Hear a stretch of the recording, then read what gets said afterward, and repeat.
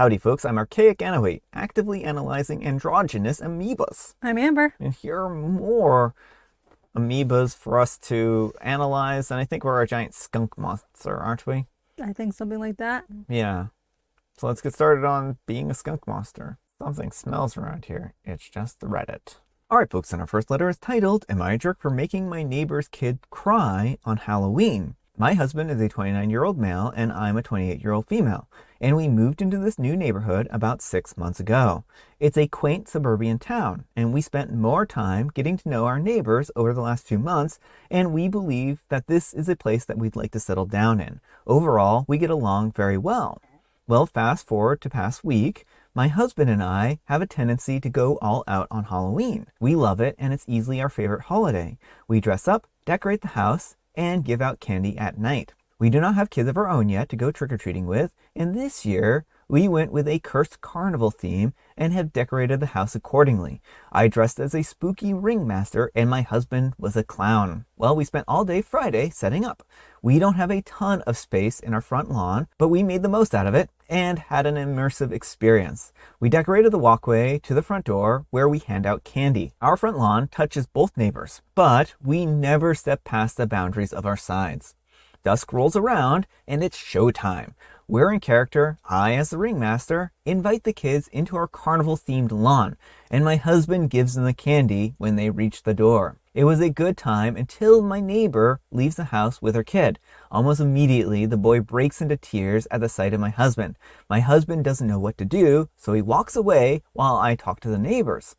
They ask if we can take down our decorations by the time that they return from trick-or-treating. They say that their kid won't be able to come home unless he knows that the clown show isn't there. We spent time, effort, and money to make this night work, so I tell them that it's not going to happen. He threatens to call the cops and tell them that we are harassing children.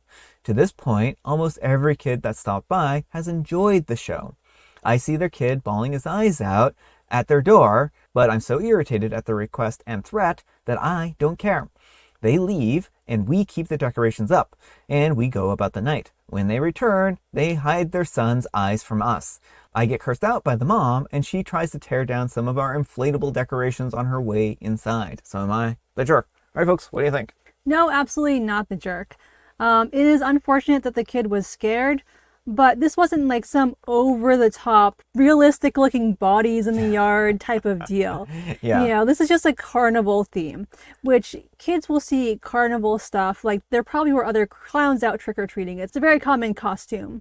And the parents really miss an important learning opportunity here. Like, I understand the kid has a phobia, but this could be a good way to expose them and be like, oh, see that clown? That's just Mr. Neighborman. And, you know, the husband could have like taken off his clown nose or whatever, you know, and like made it less of a scary experience. But by doubling down, they reinforced the child's fear. Yeah, this is a bad situation, and I feel bad for the poor kid more than anything. And I think that OP and their husband did the right thing. I mean, they weren't trying to harass the kid, and there was a solution. They kind of closed the kid's eyes when they brought them back home, right? So it wasn't like there was no solution that would have worked here. And like I agree with Amber here, where they should have taken the time to explain the situation and maybe even help the kid to see that clowns weren't scary and that there were, you know, was the neighbor underneath or something like that, right? And I mean, yeah, clowns can be scary. It's one of the most common phobias, but also, that doesn't mean that everyone else has to, you know, move or tear down their decorations and stuff like that to accommodate this. Now, I would say that in the future, if OP and their husband dress up as clowns to like harass the kid and stuff like that, yeah, that would be too far. Like, don't dress up specifically as a clown to enforce the phobia or something like that. Then that would make you a jerk. If you knew that the kid had a phobia and you're like, let's go all out and have a clown circus carnival thing to scare the bejeebers out of the poor kid, yeah, that would make you a jerk. But this was an innocent mistake, so I don't think there was anything wrong there. But let me know what you folks think. So anyhow, take care and good luck. All right, folks, and our next letter is titled, Am I a jerk for telling my girlfriend that her project looks like something from 2005 and to be realistic about her career? And Amber wants to read this one. So my girlfriend has a degree in fashion design, but after that she went back to school and got a computer science degree.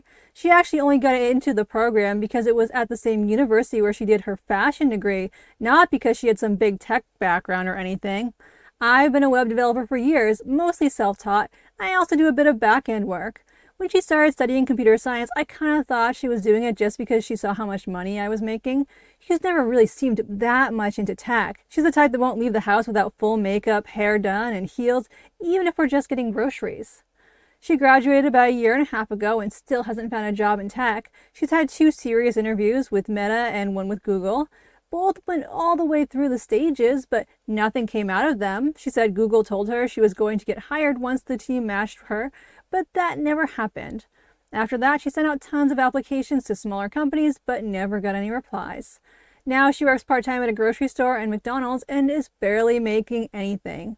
Instead of trying to learn something more in demand like cloud or back-end work, she decided she wanted to make a graphics renderer to put in her portfolio.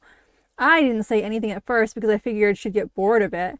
After a year of messing around, she finally showed me something, and honestly, it looked bad. Like, really bad. It looked like an old 2005 game with some shapes moving around and a terrible looking grass texture. I told her that straight up. I said it looked bad and that she's not going to get a job doing that. I told her she probably shouldn't have done computer science just because it was trendy. The market's tough right now and only people who really love it are doing well. I said she might be better off doing something she actually loves, like bridal fashion or something related to what she's passionate about. She got mad and said I was being cruel and unsupportive. I feel like I was just being honest and giving her a wake-up call before she wastes more time. But I know I probably came off harsh. Am I the jerk? All right, jerk or not the jerk. Well, the thing about this is that I think OP is severely a jerk. Yeah, there is a really hard time in the job market right now, and that's undeniable.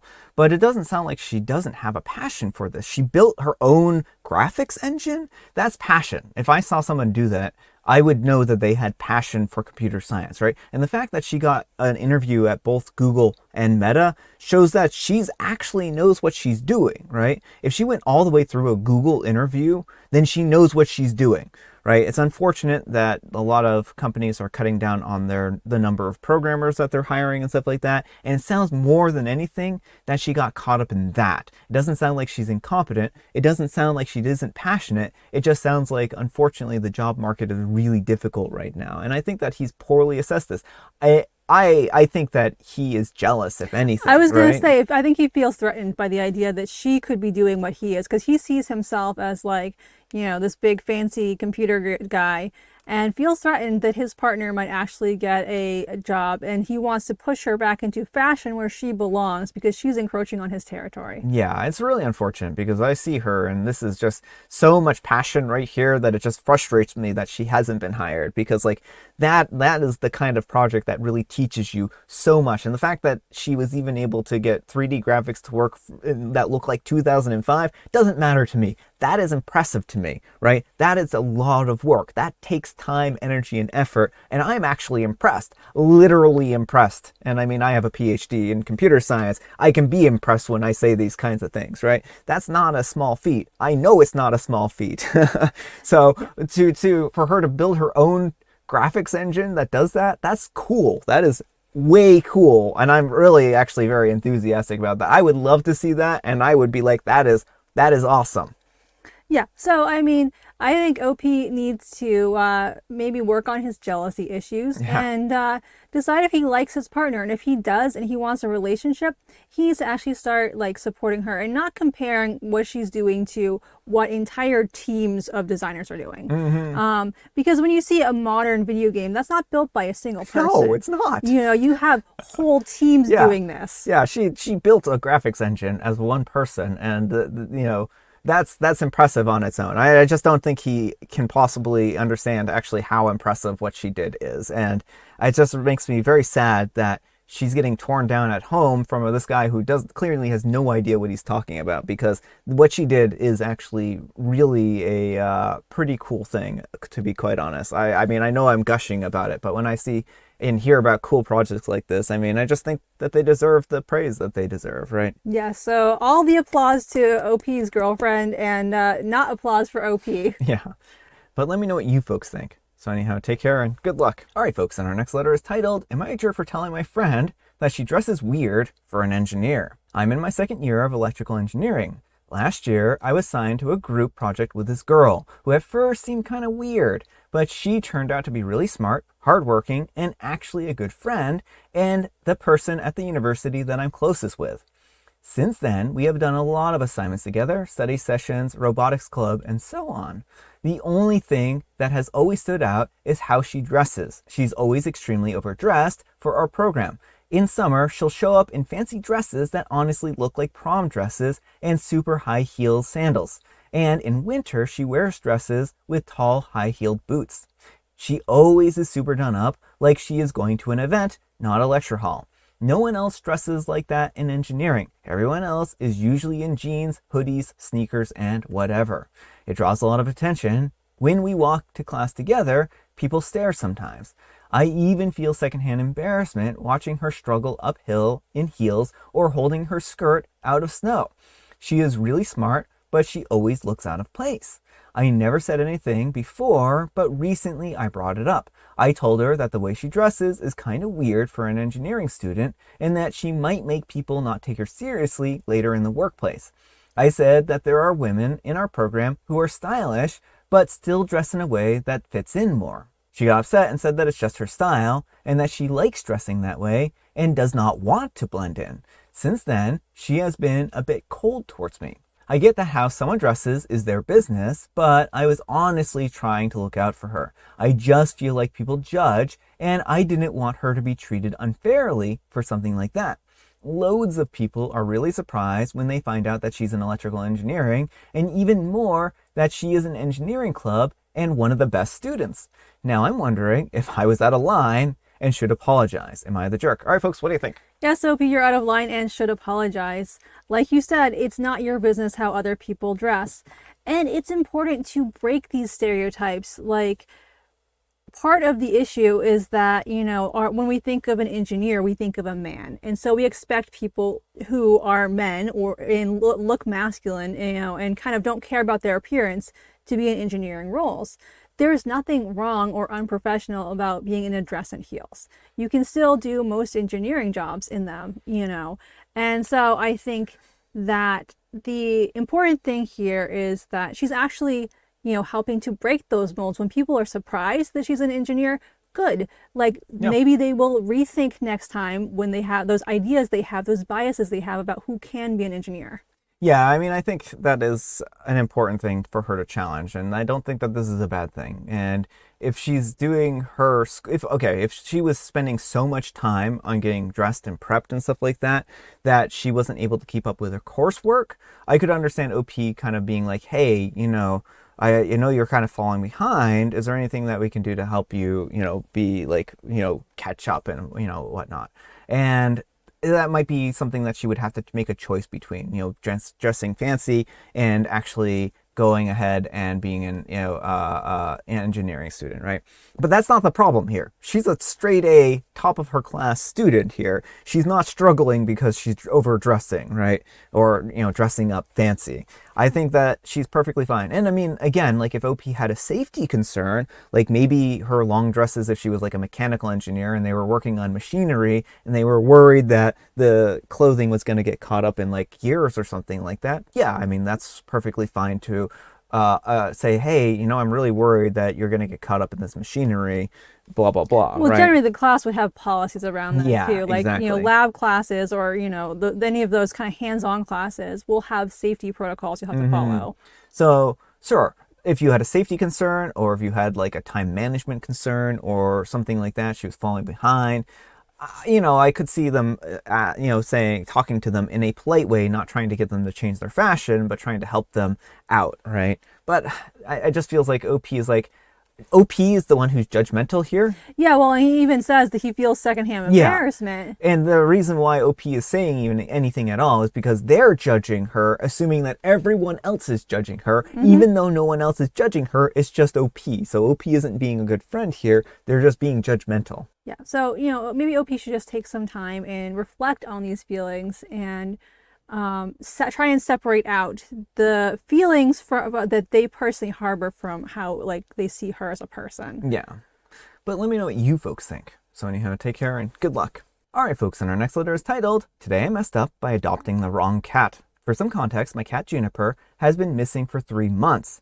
She's an all-black Bombay cat with overly large eyes. Even for a Bombay, they're almost cartoonish. I've had her since she was a year old, and she's now about 2 years old, and incredibly particular. People say cats don't have personalities, but mine does. Juniper hates being picked up, hates the camera, hates a lot of things, is completely obsessed with 1, me, 2, sauces. Don't ask me why. When she got out and went missing for so long, I was devastated. And finally, I had to assume the worst. I found myself at an animal shelter about 45 minutes away from where I lived, looking at the cats. I prefer to adopt cats that are at least a year old, if not older. So I was away from the kitten area. Suddenly, I come up on this all-black Bombay cat with overly large eyes, and my heart stops. I open the cage to pet her, and she puts her head in my hand. I can't believe it. Is this my cat? I try to pick her up, but she resists. My mind is racing. It has to be her. She must have gotten her collar off and jumped in someone's car or something like that. I, of course, adopt her immediately and bring her home. Well, 2 days later, who shows up at my door but Juniper? Still in her collar after 3 months. I couldn't believe it. 2 cats, same age, same look, same mannerisms. They're identical. I decided to name my bonus cat Jinx after my favorite TV show / video game character. While it certainly is a happy accident, I absolutely must get these 2 different collars, as I cannot even tell the difference between them at this point in time. All right, folks, what do you think? Well, that has a very nice resolution. That's a fun story. Yeah. Well, and that's just it. I mean, I think that OP was able to give 2 cats really great home and with lots of love. And I mean, that's really what's important here. And cats absolutely do have personalities. I don't know who would say that. Someone who's never had a cat before. Yeah. But let me know what you folks think. So anyhow, take care and good luck. All right, folks, it is tea time. Grab your beverages of choice. I've got some tea right here. And Amber, she has a joke. What might you say if you traveled to the beach in your sleep? Well, if I traveled to the beach in my sleep, then I would be sleepwalking. So I would say, hey, I shouldn't be sleepwalking. It was a dream destination. So it was. And it's National Dream Destination Day and also World Kindness Day. So be kind and go on your dream destination. Or maybe just think about it. Or dream about it, right? I think that's what we're all doing right now. And I have Earl Grey. Let us know your dream destination in the comments. All right, folks, that's all the time we have for today. Thank you so much for watching. Happy Friday, Junior. Happy Friday, Junior. Thanks so much to Amber for joining me today. Thank you for having me. Amber, we need some kind of moral advice and or guidance, and please have it on being an engineering student. Or engineering. Engineers can look all kinds of ways. Yeah, and that doesn't matter if they look a certain way, they can still be passionate about it. Thanks so much for watching, and we'll see you all tomorrow. Bye.